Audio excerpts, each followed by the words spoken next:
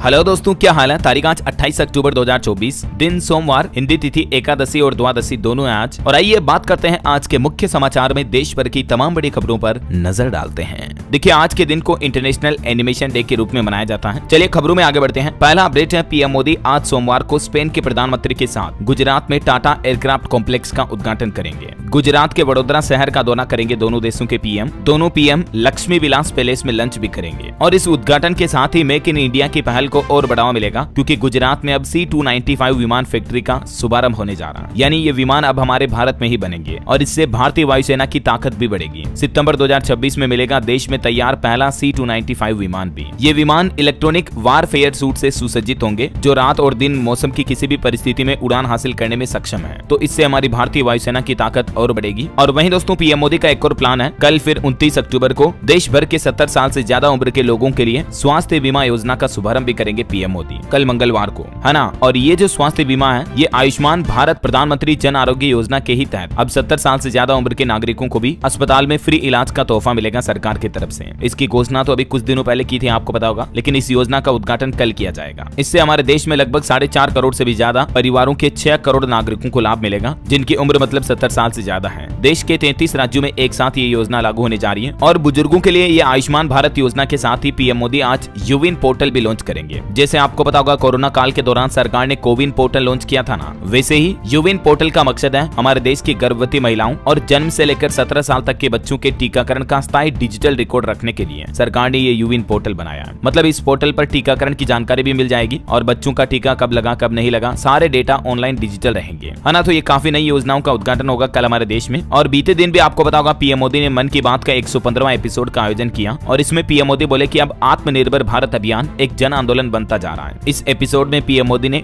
Digital arrest पर भी बातचीत की और पीएम ने कहा कि फ्रॉड कॉल आने पर थोड़ा रुको, सोचो और फिर एक्शन लो, है ना। तो ये कुछ रहे प्रधानमंत्री के प्लान। और चलिए अब अपन आगे बढ़ते हैं खबरों में। देखिए, जम्मू कश्मीर को पूर्ण राज्य का दर्जा देने पर केंद्र सरकार ने भी सहमति जताई है। संसद के विंटर सेशन में ये प्रस्ताव लाया जाएगा। हालांकि लद्दाख अभी भी केंद्र शासित प्रदेश ही बना रहेगा। वहीं भारत के लिए बड़े गर्व की बात है, हमारे भारतीय रिजर्व बैंक RBI के गवर्नर शक्तिकांत दास लगातार दूसरे साल दुनिया के टॉप बैंकर बने। RBI गवर्नर को ग्लोबल फाइनेंस ने ये अवार्ड दिया। उन्हें सेंट्रल बैंक रिपोर्ट कार्ड 2024 में भी A+ ग्रेड मिला है। और ये पूरे हिंदुस्तान के लिए बड़े गर्व की बात है दोस्तों की दुनिया भर के देशों के रिजर्व बैंक की बजाय हमारे रिजर्व बैंक के गवर्नर शक्तिकांत दास को ये केंद्रीय बैंकर का पुरस्कार मिला है। और एक अच्छी बात यह कि हमारे देश का सबसे बड़ा सरकारी बैंक SBI भी सर्वश्रेष्ठ भारतीय बैंक चुना गया है। और RBI गवर्नर को यह अवार्ड अमेरिका स्थित ग्लोबल फाइनेंस पत्रिका की तरफ से दिया गया। चलिए अगली खबर देखिए। बिजनेस एक्सपो सम्मेलन 2024 की शुरुआत हो चुकी है। मुंबई के वर्ल्ड ट्रेड सेंटर में ये शुरू हुआ। दुनिया भर के कई प्रतिष्ठित उद्यमी और निवेशक इसमें शामिल हुए। पहले दिन स्टार्टअप और बदलती अर्थव्यवस्था में फंड मैनेजमेंट विषय पर चर्चा का आयोजन रहा। चलिए खबर देखिए। अब दुनिया का 3/4 विकास भारत सहित ग्लोबल साउथ में होगा। NDTV वर्ल्ड समिट में G20 में भारत के शेरपा और नीति आयोग के पूर्व CEO अमिताभ कांत की तरफ से ये कहा गया कि आने वाले वर्षों में दुनिया की सारी ग्रोथ ग्लोबल साउथ में होने वाली है, जिसमें भारत भी अहम भूमिका में केंद्र में रहेगा। और पीएम मोदी ने भी NDTV के इस कार्यक्रम में कहा, 3 करोड़ नए घर दिए, युवाओं को 2 लाख करोड़ रुपए जारी किए, ट्रेनें और एयरपोर्ट इंफ्रास्ट्रक्चर पर भी काम किया। प्रधानमंत्री ने अपनी सरकार के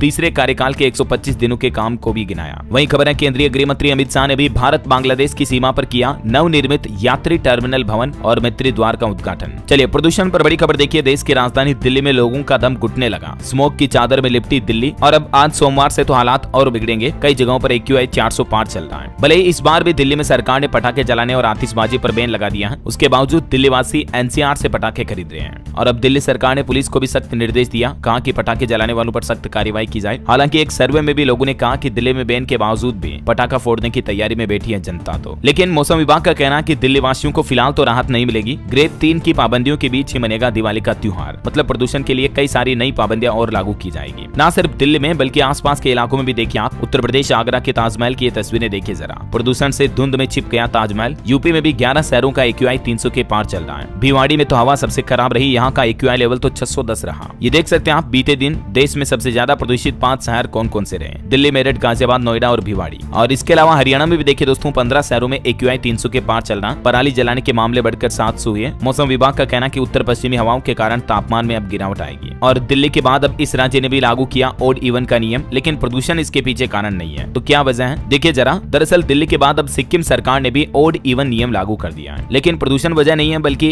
भीड़ भाड़ से निपटने के लिए। मतलब ट्रैफिक ज्यादा है सड़कों पर, इसीलिए सरकार की तरफ तरफ से ये नियम लागू किया सिक्किम गवर्नमेंट ने। 5 नवंबर से ही सिक्किम की सड़कों पर यह नियम लागू हो जाएगा। वहीं खबर देखिए, दिल्ली के पूर्व सीएम अरविंद केजरीवाल ने भी घोषणा करते हुए कहा कि मार्च में माफ कर दूंगा पानी के बिल। उन्होंने बड़ा वादा किया। अरविंद केजरीवाल ने बीजेपी पर निशाना साधते हुए कहा कि सभी को मुफ्त बिजली और इलाज मिल रहा है, मैंने शानदार स्कूल बना दिए, लेकिन ये बीजेपी वाले कहते हैं कि दिल्ली की जनता को कुछ भी फ्री नहीं देना चाहिए। तो ये कुछ राजनीतिक कटाक्ष के बीच दिल्ली के सीएम बोले कि मार्च के बाद सभी के बढ़े हुए पानी के बिल भी माफ कर दिए जाएंगे अगर विधानसभा चुनाव में जीतकर दिल्ली सरकार फिर से सत्ता में आती है तो। चलिए अगली खबर देखिए, सरकारी टेलीकॉम कंपनी बीएसएनएल ने मचाई धूम। पिछले 3 महीनों में बीएसएनएल के सब्सक्राइबर यानी कि यूजर्स की संख्या में काफी बढ़ोतरी हुई, जबकि एयरटेल, वोडाफोन, जियो को बड़ा झटका लगा क्योंकि अब ये प्राइवेट टेलीकॉम कंपनियों के ग्राहक छोड़कर बीएसएनएल में जा रहे हैं, क्योंकि इन दूसरी कंपनियों ने तो अपने रिचार्ज टेरिफ प्लान भी काफी ज्यादा बढ़ा दिए हैं। यही वजह है कि ग्राहक अब ज्यादा बीएसएनएल की सेवाओं की ओर आकर्षित हो रहे हैं। ताजा डेटा के मुताबिक पिछले 3 महीनों में बीएसएनएल के ग्राहकों की संख्या में 50 से 60 लाख तक की बढ़ोतरी हुई है। चलिए अगला अपडेट देखिए दोस्तों, असम सरकार ने भी अपने सरकारी कर्मचारियों को दिवाली का गिफ्ट दिया और असम की हिमंत बिश्व शर्मा सरकार ने 3% डीए बढ़ोतरी की घोषणा कर दी है। असम राज्य की कैबिनेट बैठक में यह निर्णय लिया गया और ये बढ़ा हुआ डीए इसी साल जुलाई से लागू होगा। अभी राज्य के कर्मचारियों को 50% डीए मिल रहा था, जो अब बढ़कर 53% हो जाएगा। इसके अलावा भी कैबिनेट बैठक ने असम में चाय बागान भविष्य निधि योजना में पहले के प्रावधान को भी खत्म करने का फैसला किया है, जिसके तहत 15,000 रुपए से ज्यादा मासिक वेतन वाले चाय बागान श्रमिकों को पीएफ का लाभ प्राप्त करने से रोक दिया जाता था, लेकिन अब ऐसे श्रमिकों को भी पीएफ का लाभ मिल पाएगा क्योंकि इस सीमा को सरकार ने हटा दिया। तो ये कुछ असम सरकार की तरफ से कैबिनेट बैठक में फैसले लिए गए। चलिए खबर देखिए दोस्तों, वक्फ बोर्ड के खिलाफ कर्नाटक में किसानों ने जोरदार प्रदर्शन किया और गृह मंत्री बोले कि जमीन मुद्दे की समीक्षा की जाएगी। कर्नाटक के ये विजयपुर का मामला है, जहां किसानों की जमीन पर वक्फ के दावे को लेकर अब विवाद बढ़ता जा रहा है। इधर देखिए, गृह मंत्री अमित शाह ने भी कहा कि साल 2026 में बंगाल में हम सरकार बनाएंगे, यहाँ रविंद्र संगीत की जगह बम्बू की आवाजें हैं। हमारी 2 सीटें थी, तब भी हमारा लक्ष्य 370 हटाना था। मिथुन चक्रवर्ती ने भी यह दावा किया कि 2026 के विधानसभा चुनाव के बाद बंगाल की गद्दी भाजपा की होगी। चलिए अगली एक रिपोर्ट सामने आ रही दोस्तों की भारत में करोड़पति करदाताओं की संख्या यानी रईस ज्यादा टैक्स पेयर्स की संख्या में बीते 1 दशक में 5 गुना तक बढ़ोतरी हुई, 2.25 लाख से भी ज्यादा। SBI state bank of India की तरफ से इकोनॉमिक डिपार्टमेंट की रिसर्च के मुताबिक ये रिपोर्ट जारी की गई है। वहीं कलकत्ता के आरजेकर मेडिकल कॉलेज केस पर भी खबर है कि असली अपराधी का पता न लगने से खफा है जूनियर डॉक्टर और सीबीआई के खिलाफ 30 अक्टूबर को फिर से रैली निकालेंगे। डॉक्टरों ने एक बार फिर से हड़ताल की चेतावनी दी है। वहीं केंद्र सरकार ने भी अपील की है कि 2027 तक कार्बन उत्सर्जन घटाएं। देश की इंडस्ट्री, कारोबार और कंपनियों से केंद्र सरकार की तरफ से ये आह्वान किया गया है। और सरकार ने देखिए आप मनरेगा में श्रमिकों की संख्या गिरने के दावे को भी केंद्र सरकार ने खारिज किया, कहा कि ये मांग आधारित योजना है। हाल ही में लिबटेक इंडिया की रिपोर्ट में दावा किया गया था कि मनरेगा मजदूरों की संख्या में 8% की कमी आई है, लेकिन केंद्र सरकार ने इस दावे को खारिज कर दिया है। चलिए अगला अपडेट आ रहा, केट का अनुमान है कि इस दिवाली 4.25 लाख करोड़ रुपए का व्यापार हो सकता है। और अच्छी बात तो यह है कि चीनी सामान बाजार से गायब है, तो वोकल फॉर लोकल की गूंज और तेज होगी और हमारे देश के कारोबारियों को ज्यादा फायदा होगा क्योंकि मेड इन इंडिया के सामान ज्यादा बिकेंगे। तो है ना। वैसे भारत के लिए एक और गर्व की बात है दोस्तों, अमेरिका में भी दिवाली का त्योहार जोरों शोरों से मनाया जाएगा। देखिए आप दीपों की रोशनी से जगमग होगा अमेरिका का व्हाइट हाउस। भारतीय अमेरिकियों के साथ दिवाली मनाएंगे अमेरिका के राष्ट्रपति जो बाइडेन भी। चलिए अगली खबर देखिए, सलमान खान को मिली धमकी के बाद लॉरेंस बिश्नोई पर किसान नेता राकेश टिकैत ने भी अपना रिएक्शन दिया। देखिए उन्होंने क्या कहा, वो बोले कि सलमान खान को बिश्नोई समुदाय से माफी मांग लेनी चाहिए। राकेश टिकैत ने कहा कि अगर सलमान की वजह से किसी को तकलीफ हुई है तो एक सॉरी बोलने में क्या जाता है। और रेलवे दुर्घटना से जुड़ी बड़ी खबर देखिए, मध्य प्रदेश के रतलाम में चलती ट्रेन के इंजन में आग लग गई। यात्रियों में काफी अफरा तफरी मच गई। गाड़ी रुकते ही सामान लेकर खेतों में भागे यात्री और इस घटना के बाद आगे के रूट के लिए ट्रेनें भी कैंसिल की गई। हालांकि गनीमत रही कि किसी की जान नहीं गई।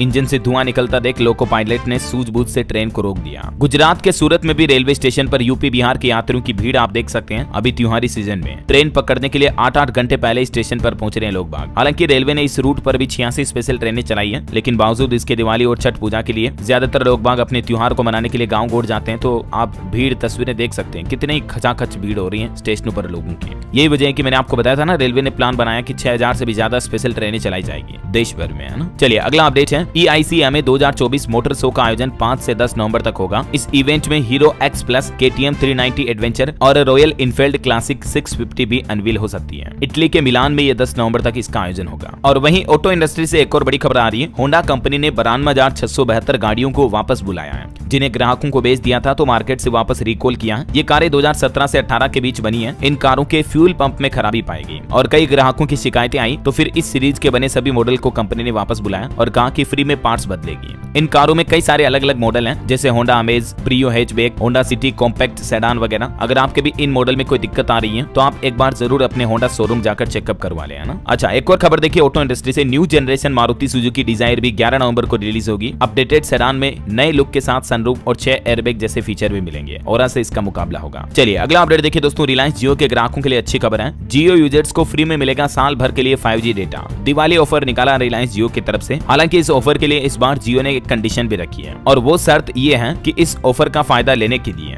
जियो यूजर्स को रिलायंस डिजिटल स्टोर या माई जियो स्टोर से 20,000 रुपए तक की शॉपिंग करनी होगी। फिर अगर आप एलिजिबल हो जाते हैं तो कंपनी की तरफ से आपके लिए ये ऑफर एक्टिवेट कर दिया जाएगा और इस धमाका ऑफर में अनलिमिटेड 5G डेटा 1 साल तक के लिए मिलेगा। अगर आप इस ऑफर में पार्टिसिपेट करना चाहते हैं तो ध्यान रखें जियो ने इसकी लास्ट डेट 3 नवंबर ही तय की है। इसके अलावा भी जियो एयर फाइबर प्लान पर भी एक स्पेशल डील ऑफर लाया है। दिवाली धमाका ऑफर के तहत ग्राहकों को 2222 रुपए में 3 महीने के लिए जियो एयर फाइबर सर्विस मिलेगी और जियो एयर फाइबर यूजर्स को 12 फ्री कूपन भी मिलेंगे, यानी कि 1 साल एयर फाइबर भी आप बिल्कुल फ्री में चला पाएंगे। तो ये रिलायंस जियो ग्राहकों के लिए दिवाली के मौके पर कुछ ऑफर निकाले हैं। बहरहाल अभी तो कुछ और महत्वपूर्ण और काम की खबरें देखेंगे दोस्तों अपन, लेकिन फिलहाल वक्त हो चला आज के ताजा मौसम समाचार जानने का। और हाँ, आपको याद दिला दूं, अगर आप DLS न्यूज चैनल पर पहली बार आए हैं और आपके DLS भाई के साथ जुड़े नहीं हो अभी तक तो जुड़ जाइए यार दोस्तों। बस कुछ नहीं करना, आपको इस वीडियो के नीचे एक सब्सक्राइब का बटन दिख रहा होगा, उसे दबाकर सब्सक्राइब कर लो इस DLS न्यूज चैनल को और पास में घंटी का बटन बन के आएगा, उस बेल आइकन को भी जरूर दबा देना। और इससे होगा ये कि आप और मैं आपस में जुड़ जाएंगे और रोजाना फिर आपके मोबाइल तक में आपको काम की खबरें, महत्वपूर्ण मुख्य समाचार, सरकार के नए नियम और ताजा जानकारियों के अपडेट डेली मिलते रहेंगे, है ना।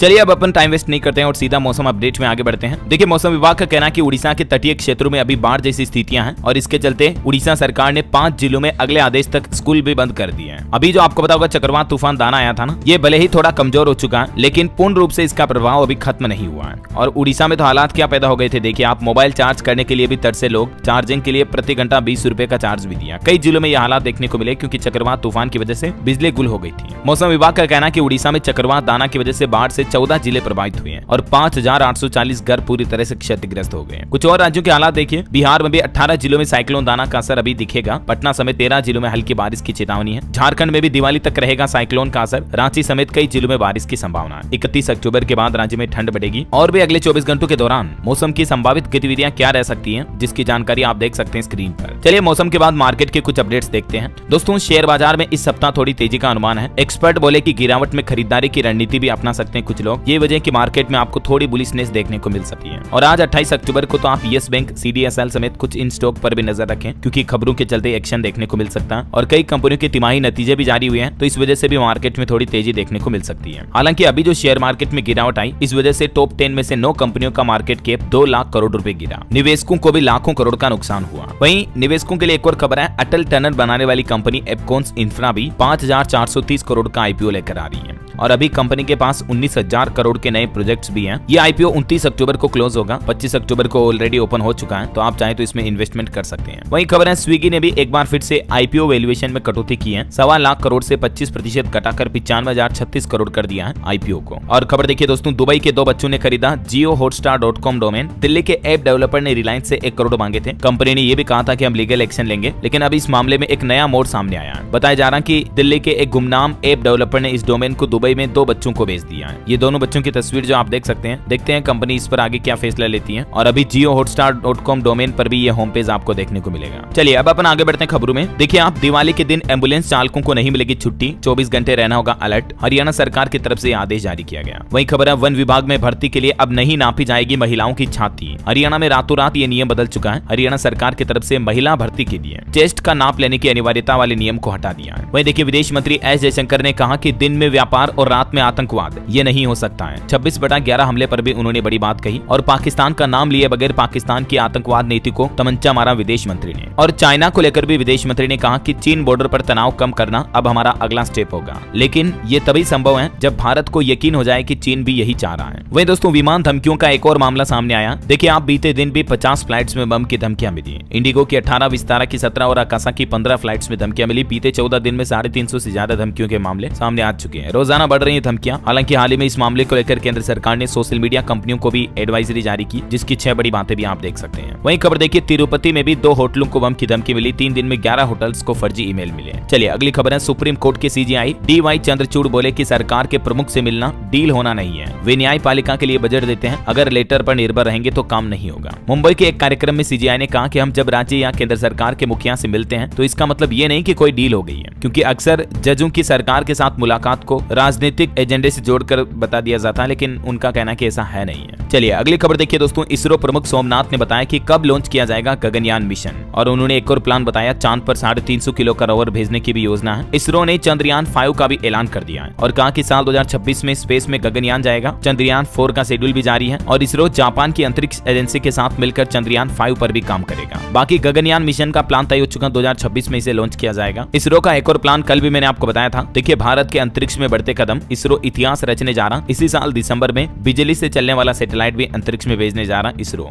और अगले साल 2025 में तो निशार प्रक्षेपण की भी संभावना है। इसरो प्रमुख एस सोमनाथन ने एलन मस्क की भी तारीफ करते हुए कहा कि उनके रॉकेट मिशन की उपलब्धि ने मुझे प्रेरित किया, और सरकार का यह भी प्लान है कि साल 2035 तक भारत अपना खुद का अंतरिक्ष केंद्र यानी स्पेस स्टेशन स्थापित करेगा। केंद्रीय राज्य मंत्री डॉक्टर जितेंद्र सिंह ने भी ये घोषणा की है। चलिए अगला अपडेट देखिए, तेलंगाना सरकार का कहना है कि 30 नवंबर तक जाति सर्वेक्षण पूरा करेंगे 80,000 प्रशिक्षित कर्मचारी। तेलंगाना सरकार अपने राज्य में जातिगत सर्वेक्षण का प्लान कर रही है। और देखिए कर्नाटक सरकार की भी बड़ी घोषणा, बारिश में पूरी तरह से ढहे घरों को सरकार फिर से बनवाएगी। कर्नाटक के मुख्यमंत्री सिद्धारमैया ने पीड़ितों के लिए मुआवजे का भी ऐलान किया। कर्नाटक सरकार के आंकड़ों के मुताबिक बारिश की वजह से 2070 घरों को नुकसान हुआ है और इन क्षतिग्रस्त घरों का निर्माण कर्नाटक सरकार फिर से करवाएगी, है ना। वहीं खबर देखिए, हेलमेट बनाने वाली 162 कंपनियों के लाइसेंस भी कैंसिल कर दिए गए हैं। कल ही मैंने आपको खबर बताई थी ना कि सरकार अब लोकल और घटिया क्वालिटी के हेलमेट बनाने वाली कंपनियों पर एक्शन लेगी। तो ये एक्शन का पहला कदम देख सकते हैं आप, 162 कंपनियों के लाइसेंस भी रद्द कर दिए गए हैं। वहीं देखिए दिवाली से पहले मुख्यमंत्री योगी आदित्यनाथ की बड़ी घोषणा, पूरे प्रदेश में आज 28 अक्टूबर से 24 घंटे मिलेगी बिजली।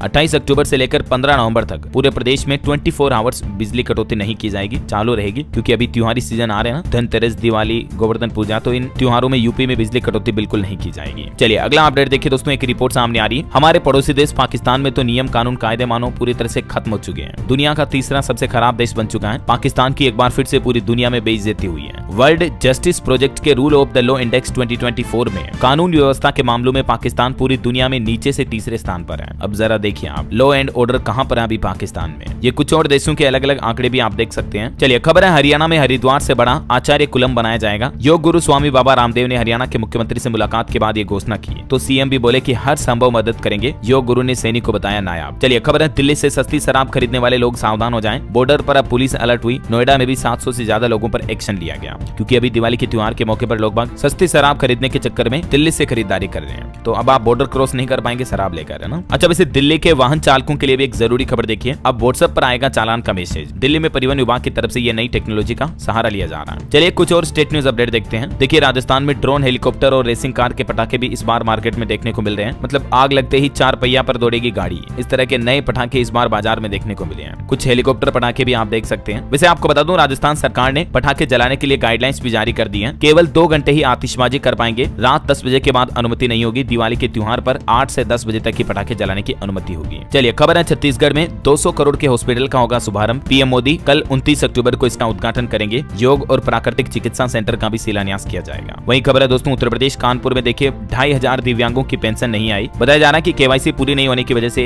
इनको परेशानी आ रही है। तो अब ये बिना पैसे दिवाली का त्योहार कैसे मनाएंगे दिव्यांगजन? सरकार को जरूर इनके बारे में सोचना चाहिए। रेलवे से भी खबर है दोस्तों, दिवाली छठ पर चलेगी 100 से ज्यादा स्पेशल ट्रेनें। बिहार वासियों को फायदा होगा। रेगुलर ट्रेनों में भी 49 एक्स्ट्रा कोच लगाए गए हैं। वहीं खबर है, हरियाणा में राजस्थान रोडवेज की 50 बसों का चालान कटा। अभी सोशल मीडिया पर आपने एक वीडियो भी देखा होगा, एक महिला पुलिस कर्मी से किराया मांगने के बाद रोडवेज कंडक्टर के बीच नोकझोंक हो जाती है। तो उसके बाद अब दिल्ली पुलिस भी चालान काटने लगी है। इस घटना के बाद हरियाणा पुलिस ने भी राजस्थान रोडवेज की बसों के चालान काटने शुरू कर दिए। मतलब देखिए प्रशासन वाले भी एक दूसरे से खींच रहे हैं। वहीं पंजाब सरकार के कुछ बड़े फैसले देखिए आप। पंजाब के मुख्यमंत्री भगवंत मान ने बड़ी घोषणा की है, जल्दी महिलाओं को 1100 रुपए मिलेंगे। पंजाब के चब्बेवाल पहुंचे सीएम मान ने कहा कि बजट का इंतजाम करने में लगे हैं और पंजाब की माताओं बहनों को यह नया तोहफा दिया जाएगा। और वही खबर है, Punjab fire and emergency service bill को भी मंजूरी मिली। एक नहीं बल्कि 3 साल के लिए एनओसी मिलेगी। भर्ती नियमों में भी कुछ बदलाव किया गया, जिसकी डिटेल भी आप देख सकते हैं। वही खबर है, देखिए पंजाब में अंतरराष्ट्रीय ड्रग्स सिंडिकेट का भंडाफोड़ हुआ। 105 किलो हेरोइन समेत कैफीन, डीएमआर और विदेशी पिस्तौल कट्टा वगैरह भी बरामद हुए हैं। पाकिस्तान से ये खेप आई थी। पंजाब के अमृतसर में पंजाब पुलिस ने ये भंडाफोड़ किया है। अच्छा, वैसे पंजाब में जो किसान भाई लोग आंदोलन कर रहे हैं उसको लेकर भी देखिए किसानों से पंजाब के मंत्रियों की बैठक हुई, जिसमें किसानों ने कहा कि सड़कों से तो हट जाएंगे लेकिन हमारा धरना जारी रहेगा। सरकार ने किसानों से 2 दिन का समय भी मांगा है। अभी आपको पता होगा पंजाब में कई हाईवे को किसान भाई लोगों ने जाम कर रखा है, तो मंत्रियों से मीटिंग के बाद फैसला लिया किसान सड़कों से तो हटेंगे लेकिन धान की लिफ्टिंग न होने से अभी भी संघर्ष करेंगे किसान भाई लोग और किसानों का संघर्ष आगे भी जारी रहेगा। और खबर है, पंजाब चंडीगढ़ में भी देखिए राशन कार्ड लाभार्थियों के लिए ई-केवाईसी प्रक्रिया शुरू हुई। बायोमेट्रिक नहीं कराने पर सब्सिडी निलंबित हो सकती है। 1 महीने का समय दिया, तब तक करवाना अनिवार्य है। चलिए अगला अपडेट देखिए, हिमाचल के मुख्यमंत्री सुखविंदर सिंह सुक्खू ने डोड राकवर की महिलाओं को दिवाली गिफ्ट दिया। 509 महिलाओं को 18,000 रुपए की किस्त जारी की है। और सीएम सुक्खू ने 2 और बड़े ऐलान भी किए।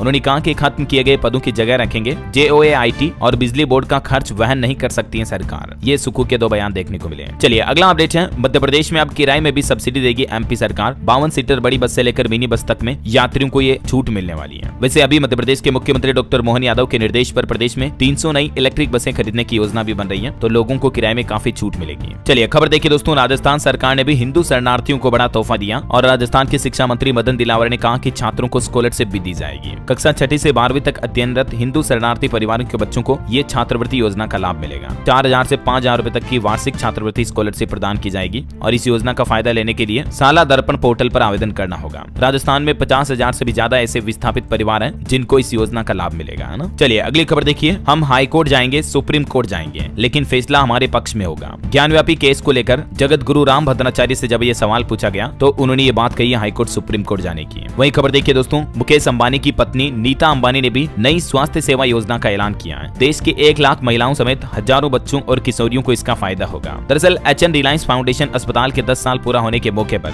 रिलायंस फाउंडेशन की चेयरपर्सन नीता अंबानी ने देश की महिलाओं और वंचितों के लिए ये नई स्वास्थ्य सेवा का ऐलान किया है। इस इनिशिएटिव के तहत क्या क्या सर्विसेज दी जाएगी रिलायंस फाउंडेशन की तरफ से, जिसकी जानकारी भी आप देख सकते हैं। वही खबर है, विधानसभा चुनाव से पहले पीएम नरेंद्र मोदी ने भी एक बड़ा ऐलान किया। बोले कि झारखंड के इस महापुरुष की मनाई जाएगी 150वीं जयंती। आबा भगवान बिरसा मुंडा की जयंती को लेकर पीएम मोदी ने ये घोषणा की है। और उत्तराखंड के उत्तरकाशी में जो मस्जिद विवाद चल रहा है, इसको लेकर भी देखिए 8 नामजद और 200 अज्ञात लोगों पर FIR दर्ज हुई। 3 दिन पहले मस्जिद को लेकर प्रदर्शन में पथराव हुआ था, जिसमें 7 पुलिसकर्मी समेत 27 लोग घायल हो गए थे। तो ये उत्तराखंड पुलिस ने कार्रवाई की है। चलिए कुछ एजुकेशनल खबरें भी देख लेते हैं। देखिए CBSE के CTET एग्जाम पर खबर आ रही है। केंद्रीय शिक्षक पात्रता परीक्षा 14 दिसंबर को आयोजित होगी। जल्दी इसके एडमिट कार्ड भी जारी कर दिए जाएंगे। देश भर के 136 शहरों में इस एग्जाम का आयोजन होगा। वहीं खबर है, बिहार में 30,000 से ज्यादा छात्रों का कटेगा नाम। प्रधानाध्यापकों को नया आदेश दिया गया। दरअसल माध्यमिक शिक्षा अभियान और साक्षरता DPO संजय कुमार ने कहा कि सभी नामांकित छात्रों के पास आधार कार्ड अनिवार्य रूप से होना चाहिए और ई-शिक्षा कोष पोर्टल पर उनका प्रोफाइल अपडेट होना चाहिए। आधार नहीं देने वाले छात्रों का स्कूल से नाम कटने की भी संभावना है। तो जो भी स्टूडेंट आधार कार्ड जमा नहीं कराए तो स्कूल में जरूर जमा करवा दें। इसके अलावा भी बिहार से एक और अपडेट आ रहा, केंद्रीय अनुदान के लिए अब कॉलेजों का नेक मूल्यांकन अनिवार्य होगा। फीसदी महाविद्यालयों के लिए बिहार के शिक्षा विभाग की तरफ से ये नया प्लान बनाया गया है। और बड़ी खबर देखिए, स्कूल में देर से आना और जल्दी जाना अब शिक्षकों को भारी पड़ेगा। यूपी सरकार की तरफ से सख्त चेतावनी जारी की है। सीधी मुख्यमंत्री की नजर रहेगी। मुख्यमंत्री डैशबोर्ड ने फ्लैगशिप के लिए चिन्हित किए अतिरिक्त प्रोजेक्ट भी, और जो स्कूलों में टीचर लेट आते हैं उन पर अब सख्त कार्रवाई भी की जाएगी। वहीं इस सप्ताह की कुछ टॉप जॉब्स देख लीजिए आप। गवर्नमेंट जॉब्स अपडेट बता देता हूँ। ग्रेजुएट टीचर्स के लिए 9,389 पदों पर वैकेंसी निकली हुई है। असम माध्यमिक शिक्षा बोर्ड में ये भर्ती निकली है। आवेदन की लास्ट तारीख 15 नवंबर है। ठीक है। इसके अलावा उड़ीसा पुलिस में भी भर्ती निकली हुई है। लास्ट डेट 30 अक्टूबर है। यूनियन बैंक ऑफ इंडिया में 1500 पदों पर वैकेंसी निकली हुई है। 13 नवंबर आखिरी तारीख है। महिला एवं बाल विकास विभाग में भी 1170 पदों पर भर्ती निकली हुई है। 9 नवंबर इसकी लास्ट डेट है। पावर ग्रिड कॉर्पोरेशन में 795 पदों पर वैकेंसी निकली हुई है। 12 नवंबर last date. National insurance company में भर्ती निकली हुई है 500 पदों की। 11 नवंबर लास्ट डेट। तो ये कुछ इस सप्ताह की टॉप जॉब्स रही, मैंने आपको बता दिए। और भी सरकारी नौकरी से जुड़े अपडेट जानकारियां डेली देखना चाहते हैं तो DLS न्यूज चैनल को फॉलो करके जरूर रखा करो, है ना। चलिए अगली खबर देखिए। कनाडा से एक सर्वे रिपोर्ट सामने आ रही है कि गुजराती तीसरी सबसे ज्यादा बोली जाने वाली भारतीय भाषा बन चुकी है कनाडा में। ऑफिशियली सरकारी आंकड़ों के मुताबिक ये डेटा आप देख सकते हैं। वहीं अंतर्राष्ट्रीय न्यूज से जुड़े कुछ अपडेट देखिए। इजराइल के प्रधानमंत्री बेंजामिन नेतन्याहू के सामने शेम ऑन यू के नारे लगाए गए। हमास के हमले में मारे गए लोगों की याद में ये कार्यक्रम का आयोजन था।